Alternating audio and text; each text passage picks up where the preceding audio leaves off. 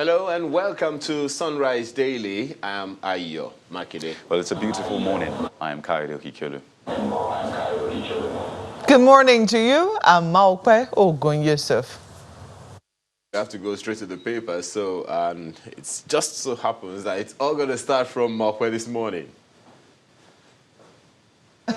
It looks like Sunrise Daily will be happening mostly in Abuja this morning, but we're happy to quickly take you through the papers, and we have with us Mr. Ken Ugbechie. You're welcome to Sunrise Daily this morning. Thank you very much. It's good to see you. Nice to see you too. Right here in Abuja.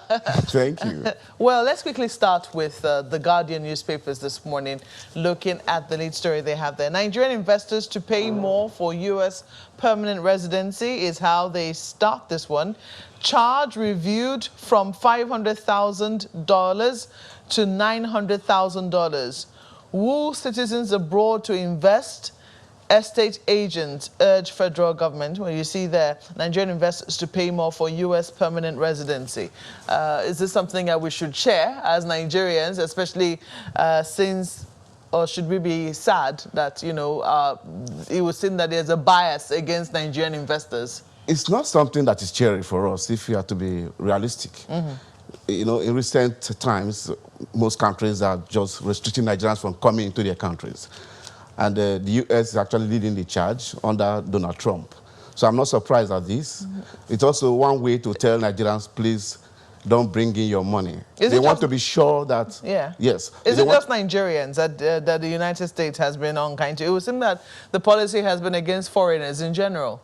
Yeah, foreigners, because of American first policy of the incumbent government of the U.S. Yeah. It's America first, no doubt about that. Also, we should also look at Nigeria first. Yeah.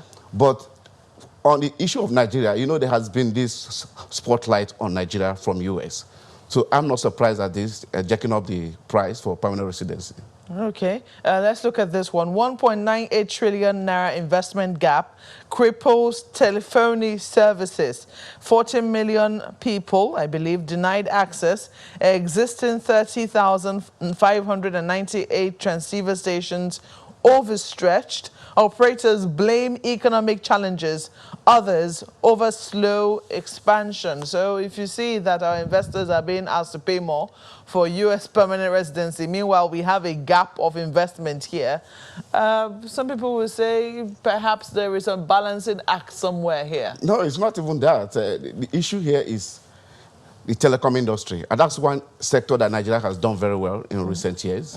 And actually, I understand this gap. Everything they do is tied to Forex. And they've been crying, the Association of Telecom Operators in Nigeria, they've been crying to CBN to give them special rates so that they can access funds to bring in materials. Every material deployed, whether at the base stations, or they're all imported materials. And these things are tied to availability of foreign exchange.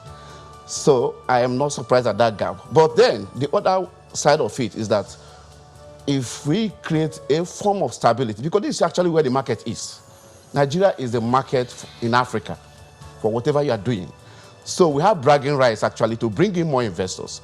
But we must find a way to create a very clement policy for these investors that when they bring in this money, they can also take the money back to finance the loans they took from other countries and from other banks. So I'm not surprised at this gap because of some stringent measures. They have been talking of multiple taxation. There are several complaints for the telecom operators that you are choking us and we are not getting our money free. This money, it costs us fortune to get our money to invest here. But they are working on it. I know that the regulator, Nigerian Communication Commission, has been meeting with governors, has been meeting with stakeholders, other stakeholders in the policy arena to find a way to mitigate the tax regime visited on telecom operators, just so they can have enough funds to also beef up their networks, because the integrity of the networks is also in question here. Sometimes you can make just an ordinary call. Transferring one video from here, point A to point B, or graphics is difficult. So there are a lot of issues around our telecom industry which needs to be looked into. But let me quickly take this last one, and then I'll give you a happy pick. Let's look at this one. Reps push for 50% female lawmakers. We know that in recent times there's been an abysmal showing of women at the parliament, and yeah, parliament is a federal level. At the state levels, the state legislature is nothing to also write home about. So what do we make of this? Reps pushing for 50% female lawmakers. It's cheering news for the female folk, but we're talking about power. Power, you contend for power. You see, we cannot just open the gates and say, let the women come in first before the men will now struggle. They have to struggle with the men. What we have to be looking at is that we create equal opportunities. And the women, too, have to come together. You see, the women are more in number, going by the population of this country. So why can't they come together, form a common bond? I know that here is a man's world, as we say, but the women, too, are not cooperating among themselves. They can push for more on their own. I was going to say, it's only a matter of time. We'll certainly see how it goes. But if we're to go by the conduct of recent elections, some people will say, would we say that sort of terrain is favorable to women? Not favorable, to compete? Not in any way. Yeah. It's still masculine and brutal. Brutal, exactly. So I want you to quickly take a look at these stories. Reps may pass financial bill authenticating VAT increase tomorrow. That's one. IOIC tells National Assembly to ignore budget from NDDC interim board. Party chairman blames security agents, politicians for alleged violence, Kogi and Bayelsa Guba polls. And Lagos, where residents live in dread of flood. I hope that's not why you're here in Abuja. I'm running away. Running away. I'm on the road. But just quickly, you want to comment on any of the stories before we go to the next paper?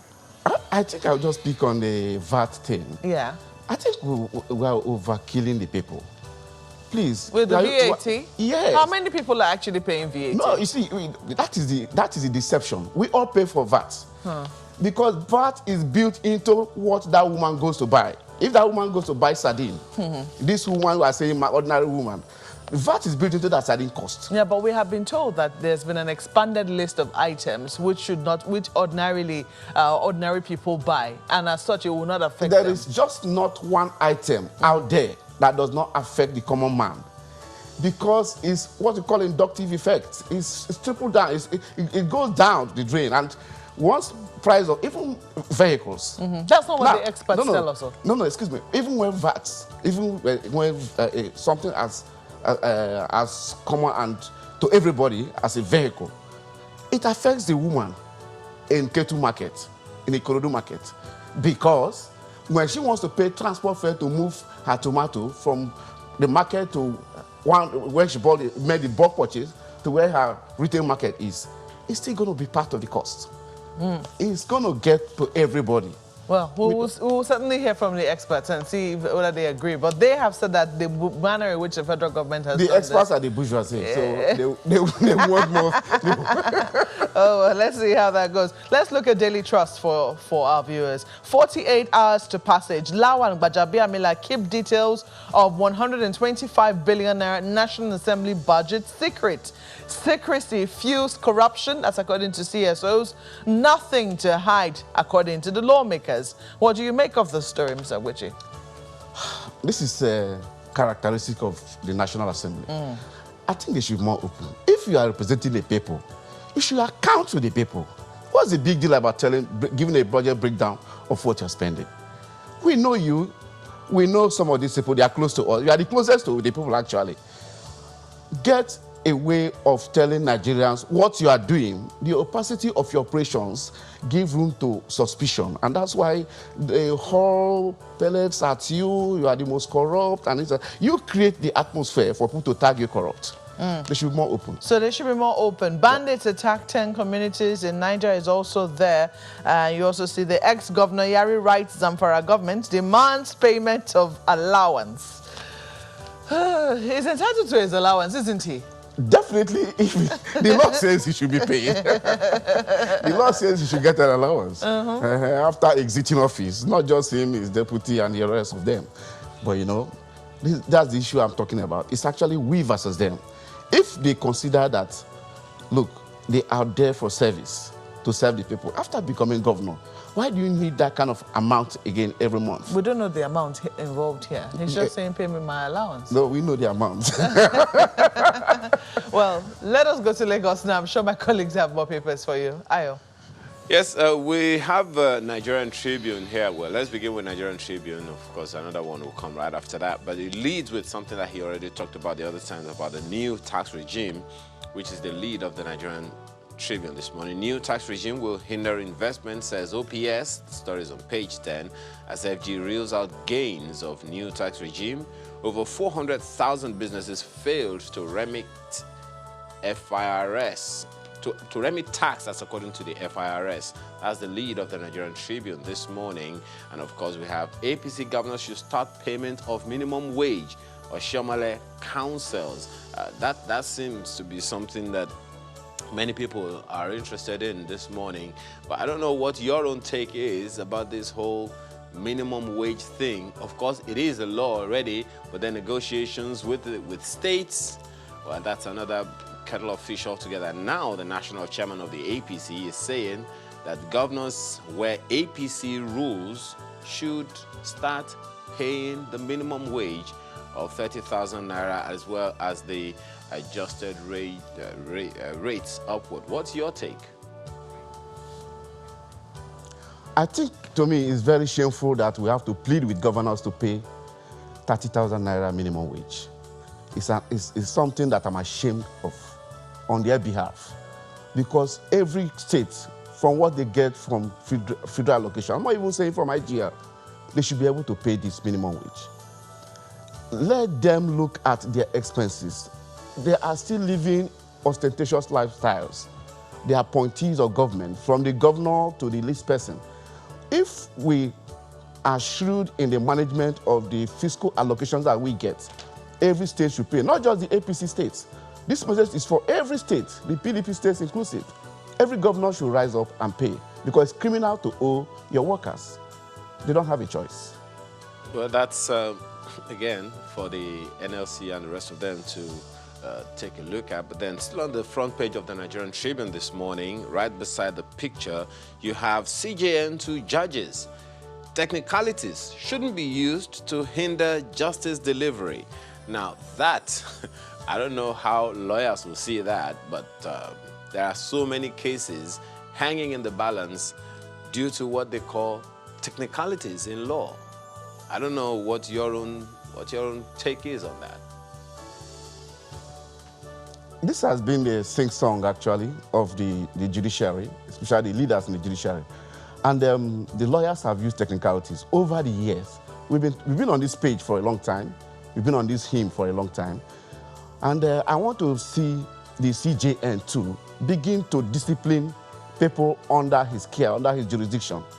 If we begin to discipline lawyers on the deployment of technicalities, including judges, I think there will be an abatement of the deployment of technicalities to prolong cases, to frustrate cases, and then frustrate justice or deny people justice. Because justice delayed is actually justice denied. And the deployment of technicalities, ex parte motion, they have said it before, but we still do it. Lawyers won't go to court when they should be there. They are hale and hearty, they are sound, they won't go. Some judges won't even turn up on the day they are supposed to be there, not for any reason, just so to buy time. These are technicalities. These are things that, if we are sincere about the dispensation of justice to the common man and to everybody that seeks justice, we should let go, mold our skin of technicalities and do what is right. The CJN should lead the way by also meting out punishment, no matter how soft they are, to the judges, to the lawyers. And then we can have a clean judiciary going forward.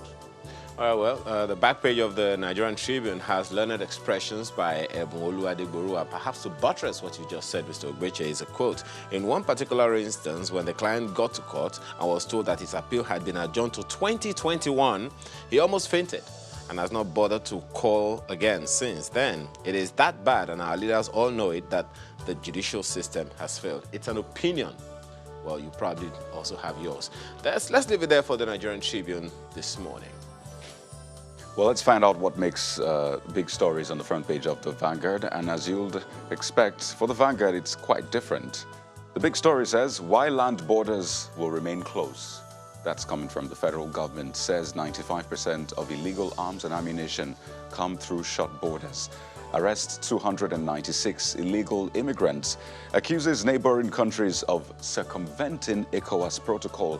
Customs agents disagree. Send SOS to Buhari. I believe that's Save Our Soul. And accuse security agents of seizing duty-paid goods. And right under that story, you find infographics that show the pros by the FG, of course, the pros of the border closure, and the cons by experts. You have pros like reduction in petrol imports, increased patronage and production of locally produced rice. And on the flip side, the cons, you see inflation 11% in August to 11.6% in October, and loss of income and jobs for traders along the border. So that's pretty much the picture we have this morning from the Vanguard. But the story now is the federal government saying that land borders might just remain closed for the meantime. How does that hit you? Well, let me tell you something. One positive of this administration is this border closure of our borders, especially land borders. It's an experiment. It's just a window. And the Mr. President said by January it will be lifted, or they will review it whether it will be lifted or not. But what we have gained, one momentum, one traction that the country has gained from border closure is that every Nigerian is now looking inward. For instance, many people are now eating rice grown in this country. Yeah, some people are saying it has stone here and there, but then it's our own. Let us begin to love ourselves, patronize ourselves, buy Nigeria. We just saw what the US did. They don't want Nigerians to come and invest again. That's what they're telling you. Invest in your country. That's the signal the US has given to Nigerians and given to other nationalities. So everybody is going back. So let us patronize our own. It's essentially a window, like you pointed out, and very correctly too, and the newspaper pointed out correctly too. It has the good side and the bad side. The bad side is that Nigerians cannot take their goods out. And there are many Nigerians who are living off exporting goods made in Nigeria to other West African countries and even other parts of Africa, even the rest of the world. They are also affected. So it has this bad side and good side. But I'm saying that for the moment, we have seen gain in it. If you go to the Republic of Benin now, you see warehouses of rice waiting for shipment into Nigeria. They don't consume this rice. They just ship them into this country. We've done investigation on this. We have done, different municipal houses have done investigation on this. It's in the public domain. So Nigeria has been a market. I pointed out, I prefaced my statement here in this studio that Nigeria is still the market in Africa. So everybody is targeting to bring whatever good from any part of the world. Because these goods are not even made in Africa or in West Africa, most of these goods. They bring them from Europe, from US, from Asia, and dump on us in Nigeria. So the border closure is good. It's an experiment. The authorities will now go and review it. What have we gained? What have we lost? If they do it, they can now put it on a basket, on a way, they weigh it on a scale and find out when we can open the borders again. But I think, in the meantime, let the border remain closed. For next year, we can begin to look at opening the border and then bring some control in what comes into the country. I think that's the way to go. Okay, I'd like you to weigh in on this matter. It's another headline that makes front page, and it has to do with IPIS. That's the Integrated Personnel and Payment Information System. And the story says, ASU boycotts exercise in UI, Unilag, Funab, others. That story is on page 10. So we see this sort of collision course. There's ASU on one side and the federal government concerning IPIS. Do you think ASU is right to say, you know what, we're not registering for IPIS? ASU is wrong. I'm a huge fan of ASU. I always sympathize with ASU because I feel and I think, and I've stressed this severally in my writings, that we have not been fair to the teacher, whether it's primary school, secondary, or the university teacher. We have not been fair to our teachers in this country. They are underpaid. ASU is somebody I always want to stand by and with. But on this issue of IPs, please ASU should submit themselves. What IPs seeks to achieve is to bring everybody integrated payment system so that we don't have people who are taking salaries or emoluments that are not actually lecturers. We want to have a database of lecturers and without ghost workers on campuses, ghost lecturers. My brother, in this ASU has country, argued that they can have their own platform. excuse me, Yeah. you don't need to have your own platform. I know their fears. There are many things that they take at the university level, many allowances and the rest of, these things can still come under this integrated payment system. Nobody is cutting your wages. All the entitlements that are due to ASU will come to them. No, they say this is violating the autonomy of the Act. Yes. It's not in any way violating the autonomy of the Act. They should tell us which of the Act, section of the Act that this thing violates. Somebody is saying, look, we need to integrate. We need to put leverage on technology. We need to bring salary. Because we have had cases of ghost workers in this country. We know it's a challenge, it's a problem at every sector, every layer. So if somebody is saying, look, we are tired of this, can we integrate? They are not taking your pay. They are not taking your money. ASU is certainly not getting your support on this one. Let's quickly look at this day. Let's run through this day and let's see how many more papers we can do. This day has this one. Concerns mount over constitutionality of police command appointments. Northwest tops list with 12 CPs. Southeast gets 1 in contravention of federal character principle enshrined in Section 14, subsection 3 of the 1999 Constitution as amended. Abia, 13 others have none. PSC pushes for implementation of policy on balance equality of states. What's your thought on this call for, let's say equality in police command appointments? Just one word, absurd. This is absurd. It contravenes Section 14, subsection 3 of the Nigerian Constitution. You can't have 12 from Northwest, 12 CPs, and 14 states don't have at all. I mean, what are we talking about? We're talking of fairness and equity. We're talking of justice. If democracy cannot deliver these things, cannot deliver justice, cannot deliver fairness, then we're not in a democracy.